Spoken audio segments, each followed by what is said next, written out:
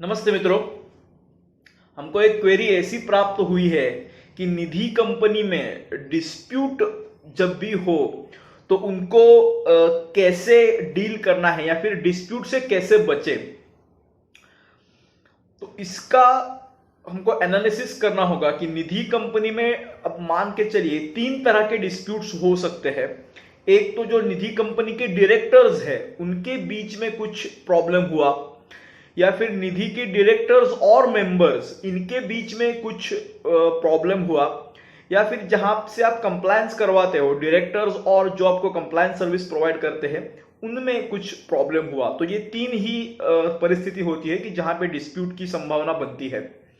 तो सबसे पहले जो ज्यादा केसेस होते हैं वो डायरेक्टर्स के बीच में। तो उसके लिए निधि कंपनी एक्ट में और निधि रूल्स में ही उसका समाधान दिया हुआ है। आपको हर साल में कम से कम 4 बोर्ड मीटिंग्स लेना अनिवार्य है। अब ये जब बोर्ड मीटिंग्स लेते हो तो आप मीटिंग में कौन से विषयों पे चर्चा करेंगे इसके आधार पे उसका एजेंडा बनता है।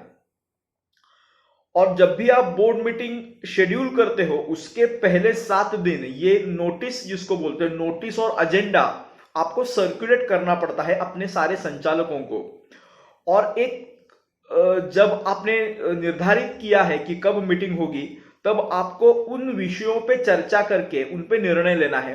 और जो भी निर्णय होता है उसको मिनट्स के रूप में आपको लिख के या फिर उसको मिनट्स बना के रखने हैं और उस पे चेयरमैन की सिग्नेचर लेनी है। तो निधि कंपनी में जो भी निर्णय होते हैं उनका पूरा रिकॉर्ड रखा जाता है और ये आप पे मैंडेटरी है। प्रैक्टिकली क्या होता है, बहुत से निधि या कंपनीज में ये वो ऑन पेपर बनाए जाते हैं, आपके सीईओ और सीएस वो बना के देंगे और वैसे ही रखा जाता है। और फिर नॉन कंप्लायंस भी होता है, कोई बनाते भी नहीं है। तो इसका आपको ध्यान में रखना है। आपको अपने रीजनल लैंग्वेज में भी आप उसके थोड़े पॉइंट्स निकाल के रखिए कि हमारी मीटिंग हुई थी, ये मुद्दों पे चर्चा हुई, उस पर ये निर्णय हुआ है, और फिर आपके कंसल्टेंट को दीजिए तो उनके बेसिस पे वो मिनट्स बनाएंगे। तो आपको ये जो बोर्ड मीटिंग की जो एक प्रक्रिया है जो कंपनी एक्ट में दी है, आपको नोटिस एजेंडा सर्कुलेट करनी है, बोर्ड मीटिंग लेना है, वहां पे अटेंडेंस शीट रखना है कि कौन से डायरेक्टर्स ने वो मीटिंग को अटेंड किया था और क्या निर्णय उसमें हुए हैं। तो इसका बहुत लाभ होता है, एक प्रॉपर तरीके से आप कंपनी चला पाओगे और इससे डिस्प्यूट बहुत कम होते हैं। जो भी मतलब निर्णय लेना है वो उसी समय हो जाता है और उसमें पूरी ट्रांसपेरेंसी, पारदर्शिता रहती है। अब निधि कंपनी में और मेंबर्स में डिस्प्यूट होते हैं कुछ केसेस में, उसका कारण है डॉक्यूमेंटेशन ठीक से नहीं होना। आपको जितने भी निधि के रूल्स जो भी है उसका एक बोर्ड, मतलब जो भी महत्वपूर्ण नियम है उसका एक बोर्ड आपके ऑफिस में लगाइए।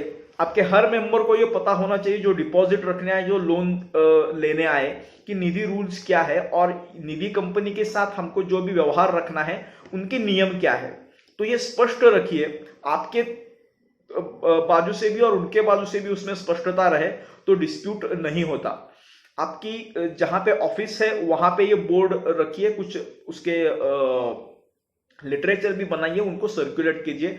हर डॉक्यूमेंट्स में उसका उल्लेख होता ही है, तो वो डॉक्यूमेंट्स अच्छे रखिए। अब निधि आपको जो कंप्लायंस करना है उस समय जो प्रॉब्लम होते हैं, तो उसके लिए आप जब रजिस्ट्रेशन करते हो तभी कुछ चीजें सुनिश्चित कर ले कि रजिस्ट्रेशन की कॉस्ट क्या रहेगी, आने वाले कंप्लायंसेस की कॉस्ट क्या रहेगी और क्या कंप्लायंसेस रहते हैं। तो ये इसमें अगर क्लैरिटी है और आप जिनसे करवा रहे हो वो उसमें सक्षम है, ऐसा आपको लगता है, तो आगे जाके कोई दिक्कत नहीं आती। तो ये 3-4 चीजें हैं जो आपको ध्यान में रखनी है। इस गाइडलाइंस पे आप चलोगे तो डिस्प्यूट्स निधि कंपनी में नहीं होता। मैं आशा करता हूं आपका जो क्वेरी है वो सॉल्व हुई है। अगर कोई चीज है तो कमेंट करिए। Thank you.